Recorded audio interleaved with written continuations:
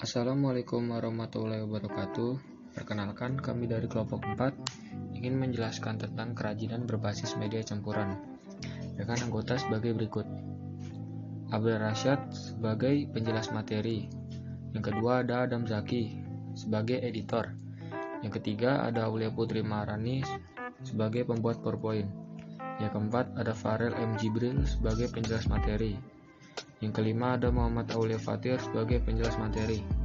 Dan yang terakhir ada M. Faiz Muafi sebagai penjelas materi.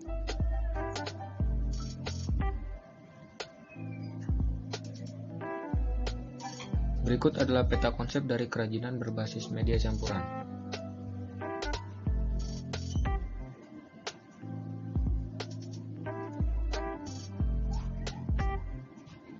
Kerajinan berbasis media campuran. Pengembangan produk kerajinan dapat dilakukan dengan melakukan strategi rancangan untuk merubah sebuah produk. Strategi perubahan bentuk tersebut dapat dilakukan salah satunya dengan kerajinan berbasis media campuran. Kerajinan berbasis media campuran adalah dibuat untuk merubah bentuk sebuah benda yang terbuat dari satu jenis bahan dipadukan bahan lainnya. Tujuan kerajinan berbasis media campuran agar menjadi lebih menarik, baik tanpa menghilangkan fungsi aslinya ataupun mengganti fungsinya. Yang melatar belakangi pembuatan kerajinan berbasis media campuran adalah 1.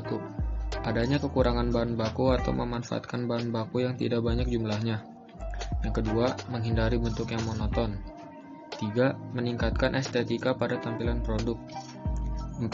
Terlihat lebih modern karena dapat disukai oleh semua kalangan.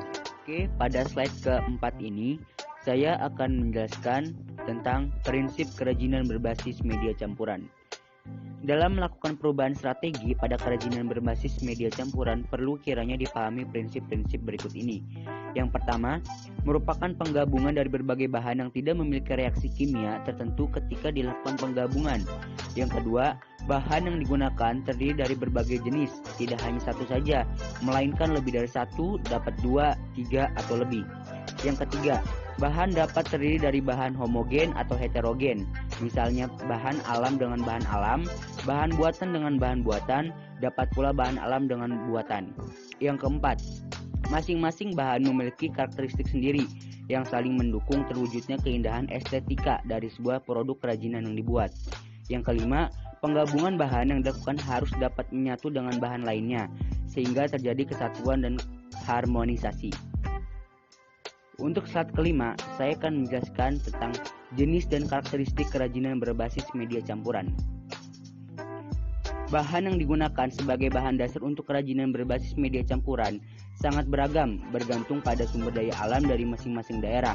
Jenis bahan alam yang dapat digunakan adalah kayu, batu, logam, keramik, kulit, serat, dan sebagainya. Sedangkan jenis bahan buatan yang dapat digunakan adalah plastik, gips, fiberglass, dan sebagainya. Beberapa bahan dasar dan bahan paduannya yang dapat dikatakan cocok atau padu untuk dijadikan bahan campuran dalam produk kerajinan. Yang pertama ada batu. Seperti contoh ini patung kura-kura yang terbuat dari batu. Yang kedua ada logam, miniatur motor. Yang ketiga kayu, contohnya seperti miniatur beca. Yang keempat plastik, vas bunga. Dan yang kelima keramik, lampion atau tempat lampu. Produk dan proses kerajinan berbasis media campuran. Kerajinan berbasis media campuran memerlukan pembuatan rancangan yang tidak sedikit. Rancangan merupakan suatu gambar rencana atau gambar sketsa yang harus diikuti dalam proses membuat karya nantinya. Gambar rencana ini sangat penting sebagai alat bantu memonitor diri sendiri agar bekerja sesuai rencana.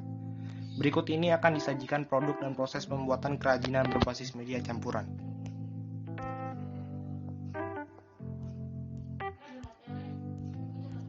Yang pertama adalah batu. Batu yang digunakan merupakan batu permata atau batu mulia, bisa juga batu akik. Teknik pengolahan batu sebagai produk kerajinan harus digerinda dahulu kemudian dipahat. Karena bahan kerajinan dari batu, maka batu harus mendominasi dari produk kerajinan ini. Yang kedua adalah logam. Logam merupakan salah satu unsur yang sangat penting bagi kehidupan manusia. Hampir semua benda yang dimiliki manusia memiliki unsur logam. Jenis-jenis dan nama logam berbeda-beda, diantaranya adalah besi, aluminium, perunggu, timah, kobalt, seng, dan lain-lain. Selanjutnya adalah plastik. Plastik banyak digunakan sebagai pembungkus makanan, bahan kecantikan, alat-alat rumah tangga, sampai alat dan perangkat elektronik. Sifat plastik yang mudah dibuat, ringan, praktis, dan murah menjadi salah satu pertimbangan besarnya penggunaan barang berbahan plastik ini. Kreativitas sangat diperlukan untuk membuat produk kerajinan dari plastik yang berbasis media campuran agar menjadi lebih lucu. Yang keempat ada kayu. Kayu-kayu yang tergolong keras dapat dibuat karya kerajinan dengan teknik ukir atau pahat, dapat dengan teknik tempel atau sambung. Proses mengukir dan memahat diawali dengan yang biasa dilakukan, yaitu membuat skets terlebih dahulu di atas kayu. Bahan utama yang digunakan adalah kayu, maka kayu harus mendominasi dari produk kerajinan ini.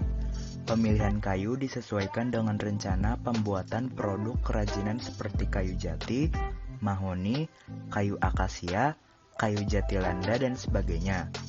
Bahan campuran lainnya adalah kulit, kain, logam, dan sebagainya. Alat yang digunakan tentunya juga alat yang sesuai dengan rancangan kerajinan yang akan dibuat.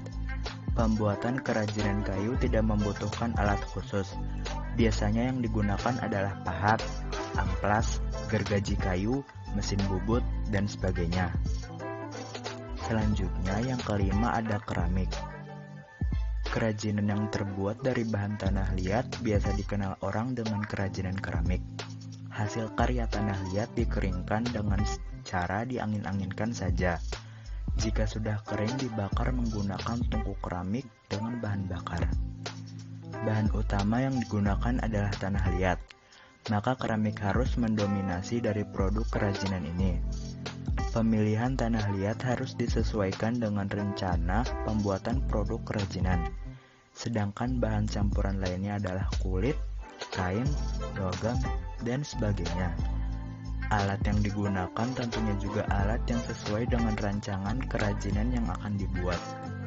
Pembuatan kerajinan keramik tidak membutuhkan alat khusus. Biasanya alat yang digunakan adalah butsir, roll, spon, tali pemotong, alat putar tangan yang disebut dengan hand wheel, alat putar kaki yang disebut dengan kick wheel, tunggu pembakaran. Kemasan kerajinan berbasis media campuran.